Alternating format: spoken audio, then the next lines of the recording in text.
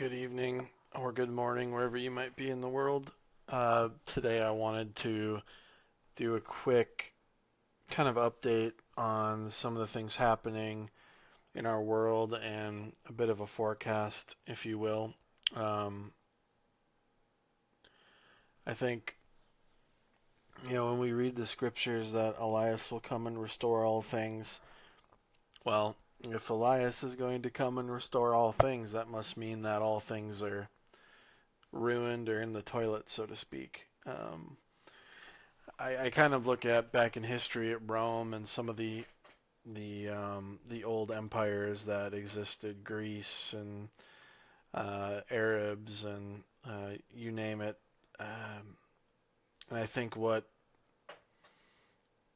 happened to many of them is they plunge into immorality and um, they overexpand, become corrupt, and begin to collapse. And I look at this Colosseum here on the screen on the video, and I think a lot about America.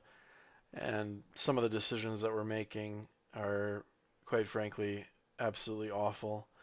We look at the destruction of our currency as an example, right? I mean, it's being printed away like, what is it, $1 trillion in deficit every 100 days or something like that. And I don't believe either party really knows how to get out of this. And I'm not saying I do. It's just I don't think we can vote our way out of it.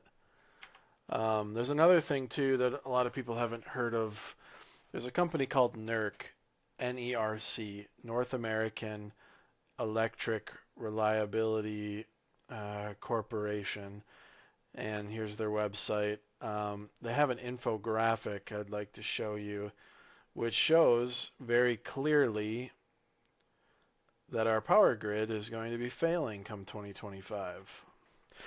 So you can look at this report. This is their infographic from last year. They did an assessment.